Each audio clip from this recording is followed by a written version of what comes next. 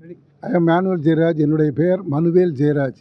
தலைவர், Madurai central market காய்கறி மற்றும் அழகுபொருள் வியாபாரிகள் ஒருங்கிணைப்பு சங்கம். திரு குரும்பன் துணைத் தலைவர், முகமது இஸ்மாயில் செக்ரட்டரி, மோகன். இதுதான் பெரிய மார்க்கெட்டு.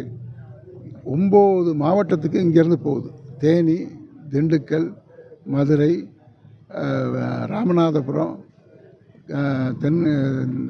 தென்காசி, தூத்துக்குடி, நாகர்கோயில், திருநெல்வேலி, இப்படி பல மார்க்கெட்டுகளுக்கு இங்கேருந்து தான் காய்கறி போகுது.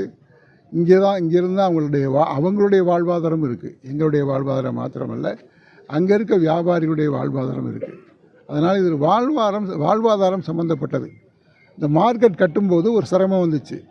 சில பேர் எண்ணிக்கை அதிகமாக வந்து எங்களுக்கும் கடை வேணும்னு கேட்டதுனால அன்னைக்கு நிலைமைக்கு வேறு வழி இல்லாமல் அப்ரூவல் இல்லாத இடங்களில் கடைகள் கட்ட வேண்டிய சூழ்நிலையில் கட்டிட்டோம். அதுக்காக இப்போ 2வது அப்ரூவல் போட்டு இப்போ இருக்கிற கடைகள் அசிட்டிஸ் மார்க்கெட் எப்படி இருக்கோ அதன்படியே மார்க்கெட் கட்டுறதுக்காக நாங்கள் அப்ரூவல் போட்டு அப்ரூவலையும் வாங்கிட்டோம். சக்ஸஸ்ஃபுல்லாக அப்ரூவலை வாங்கிட்டோம். ஆனால் எங்களுக்கு ஜட்ஜ்மெண்ட் சுப்ரீம் கோர்ட்லேயும் சரி, ஹைகோர்ட்லேயும் சரி, அதுக்கு எதிரான ஜட்ஜ்மெண்ட் வந்து மார்க்கெட்டை அந்த மாதிரி எக்ஸ்ட்ரா கட்டின கடைகள்லாம் இடிக்கணும்னு சொல்லி ஒரு ஆர்டர் வந்துச்சு. அது வயிற்ற கழிக்கிறது மாதிரி. சாதாரணமாக ஒரு இடங்களில் பல இடங்களில் அதை இடிக்கணும் இது இடிக்கணும்னு சொல்லி இடிக்கிறாங்க. ஆனால் எங்களுடைய வியாபாரிகளுடைய நிலைமை வேறு. வியாபாரிகள் மக்களுக்கு தியாகம் பண்ணுறவங்க. நாங்கள் மக்களுக்காக தியாகம் பண்ணி இந்த வியாபாரத்தை செய்கிறோம். அதில் எங்களுடைய இரவு பணியாளர்கள், தொழிலாளர்கள், அவங்கெல்லாம் எல்லாருமே கஷ்டப்படுறாங்க. ராத்திரி போல கஷ்டம், தூக்கம் இல்லை, நேரத்துக்கு சாப்பாடு இல்லை. அதாவது எந்த நேரம் சாப்பிடுவாங்க, எந்த நேரம் தூங்குவாங்க, எந்த நேரம் நடப்பாங்கங்கிறது தெரியாது. அப்படிப்பட்ட நிலைமையில் இருக்கக்கூடிய இந்த மார்க்கெட்டுக்கு ஒரு இடையூறு ஒரு மனிதனால் வந்துருச்சு. வந்துருச்சுன்னா அது ஒரு பெரிய ஹிஸ்ட்ரி. அதை சொல்ல முடியாது. ஒரு மனிதன் கேஸை போட்டு அந்த கேஸுக்கு எதிராக தான் நாங்கள் போராடுறோம். வேறு ஒரு ஆளும் இல்லை. ஒரு நபர் வேறு சில நபர்கள் பெயரில் கேஸ்களை போடுறாரு. கேஸ்களை போட்டு இன்றைக்கி அவருக்கு சக்ஸஸ்ஃபுல் ஆகிடுச்சின்னு அவர் நினச்சிட்ருக்கார். அது சக்ஸஸ் இல்லை.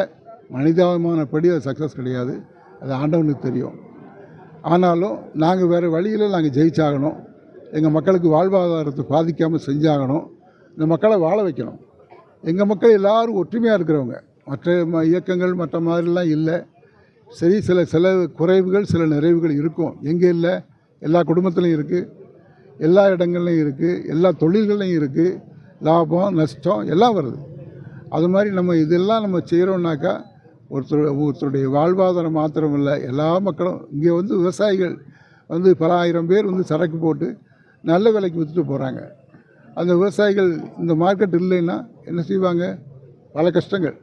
ஆகவே இதெல்லாம் நினச்சி அரசாங்கம் எங்களுக்கு ஒருவேளை இந்த சுப்ரீம் கோர்ட் ஜட்ஜ்மெண்ட்டுக்கு எதிராக நான் சொல்ல முடியாது.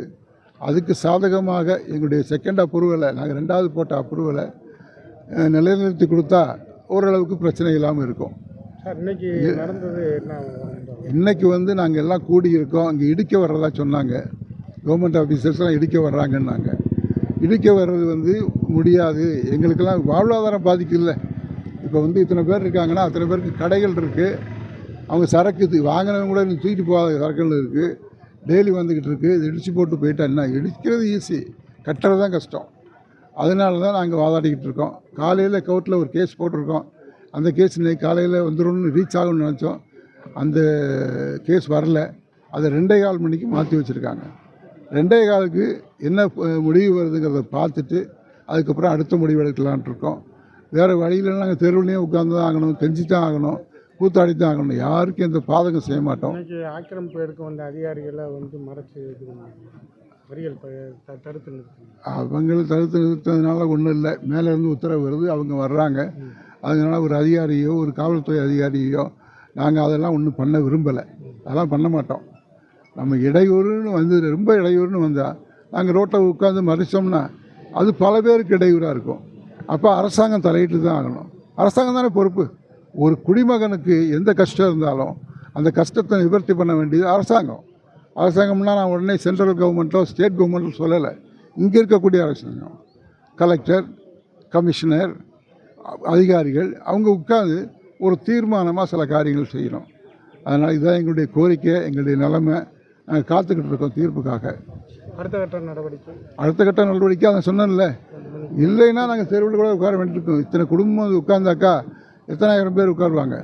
அது கண்டிப்பான ஒரு சட்டத்தை போட்டால் எல்லோரும் வந்து உட்காருவாங்க. 10,000 பேர் வந்து தெருவில் உட்கார்ந்தா எப்படி இருக்கும்? அதெல்லாம் நாங்கள் விரும்புகிற ஆட்களும் இல்லை. எங்களில் பலதரப்பட்ட மக்கள் இருந்தாலும் எங்களுடைய சூழ்நிலையை அறிஞ்சு எங்களோட அனுசரித்து போகிற மக்கள் தான் இங்கே இருக்காங்க. நான் எங்களுடைய கம்யூனிட்டியே வித்தியாசமான கம்யூனிட்டி. திஸ் இஸ் ஒரு மாதிரி காம்பவுண்டட் கம்யூனிட்டின்னு சொன்னால் கூட அந்த துரோகி சுற்றி இருந்த சிவரை பூரா அடிச்சுவிட்டான். இப்போ கடைகளை பூரா அடிக்கிறதுக்காக பண்ணுறான். அது ஆண்டவருக்கே வெளிச்சம். நாங்கள் அதில் ஒன்றும் பேசுகிறதுக்கு இல்லை சார்.